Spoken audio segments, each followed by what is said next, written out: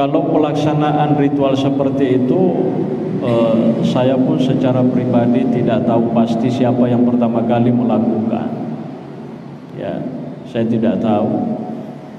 Tapi amalan-amalan seperti itu kalau dalam bahasa ulama itu biasa disebut dengan tajrubah.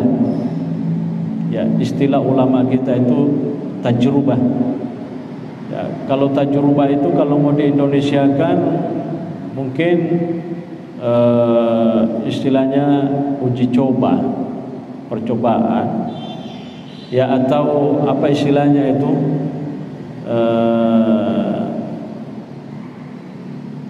Kira-kira istilahnya testimoni atau apa istilahnya.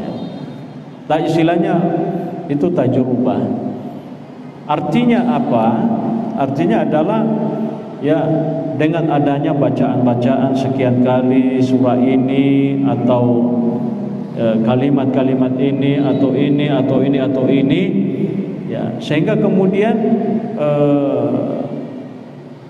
tampak ada barakahnya gitu. Ya mungkin termasuk ya ternyata dengan membaca banyak seperti itu, ya misalnya kita ini alhamdulillah diberi kesehatan, alhamdulillah dimudahkan urusan-urusan, ya itu semua disebut tajrubah. Ya, atau dalam bahasa tasawuf oleh sebahagian ahli tasawuf kadang disebut dengan hizb. Ada hizibnya, ya. Jadi ada bacaan-bacaan tertentu seperti apa, ya. Itu yang dibaca berulang kali sampai sekian ratus sampai sekian ribu, ya seperti itu. Dan saya kira itu, ya kalau lebih jauh kita tanyakan, apakah seperti ini pernah dipraktekkan oleh Nabi? Ya. Secara pasti Nabi tidak mempraktekkan seperti yang dilakukan oleh sebagian dari kita. Tapi bukan berarti bahwa itu tidak boleh. Karena Nabi pada dasarnya itu kan mengajari kita untuk lebih banyak berzikir, ya kan, lebih banyak membaca ayat-ayat Al-Qur'an. Ya, adapun nanti jumlah bacaannya sekian kali itu tidak sampai ditafsir seperti itu, tidak sampai dirinci oleh Nabi seperti itu. Dan makanya tadi saya katakan itu dalam bahasa ulama disebut dengan tajrubah. Ya, disebut dengan tajrubah. Ya, sederhana sebenarnya. Ya, misalnya contoh ini sederhana. Ya, biasa kalau kita habis salat ya, kita baca Allahumma ajirna minan nar, ya kan? Petunjuknya kalau kita mau jujur, kalau petunjuknya Allahumma ajirna minan nar itu 7 kali. Dan itu hanya, ya kalau petunjuknya ya, itu hanya dibaca ketika kita selesai salat maghrib gitu. Ya, itu bisa dibaca misalnya di Al-Azkarnya Imam An-Nawawi disebutkan seperti itu.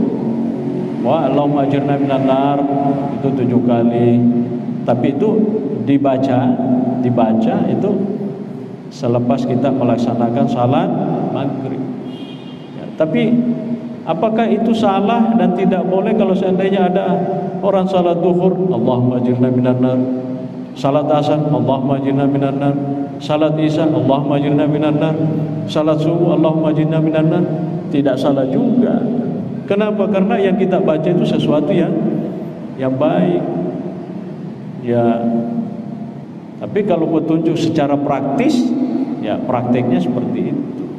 Sama dengan itu. Jadi kita membaca Yasin, apalagi yang lain, ya pada intinya ya membaca Al-Quran itu dianjurkan, ya kan? Iya, baca Al-Quran itu dianjurkan. Malah banyak ayat yang menerangkan bahwa ketika kamu membaca Al-Quran, maka kami akan menjadikan hal itu sebagai hijab antara kamu dengan orang-orang kafir misalnya. Wa idza qara'tal Qur'ana ja'alna bainaka wa bainal ladzina la yu'minuna bil akhirati hijaban mastura, ya, wa nunazzilu minal qur'ani ma huwa shifaa, ya, ya.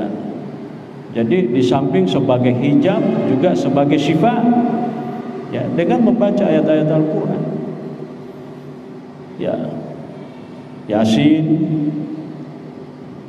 yang lain banyak, ya. Sama juga seperti pengajian tafsir kita yang biasa, ada ayat-ayat yang ternyata sering dibaca oleh para sahabat, ya. Salah satu tradisinya Umar bin Khattab itu setiap dia khatam itu dalam riwayat dia itu menyembelih seekor kambing. Ya, kalau kita dalam bahasa Bugis mapan ritme ika apa istilah itu ternyata sebagian sahabat itu menjadikan itu sebagai kebiasaan. Natap khatam si bacana gereja si bembe. Itu satu bentuk kesyukuran kan, ya. Ya. Ya, cuma di bangsa sekali khatam satu kambing, wah, mengata capu bembe itu. Ya. Itu satu kesyukuran. Paling tidak ini biasa. Ko manggaji ki elatu jadi ajuso gereja si manu. Tanda tu iru ijira, toh, tapi itu satu bentuk kesyukuran bahwa Allah itu masih memberikan kekuatan kepada kita sehingga kita bisa baca Al-Qur'anul Karim, begitu, ya. Jadi itu intinya di situ, bahwa itu adalah amalan-amalan yang sesungguhnya pada dasarnya dianjurkan untuk dibaca. Adapun dari sisi teknisnya, kaifiahnya, itu tidak sampai dijelaskan, ya. Makanya disebut dengan tajrubah, ya, disebut dengan tajrubah, ya. Saya kira itu, Mas.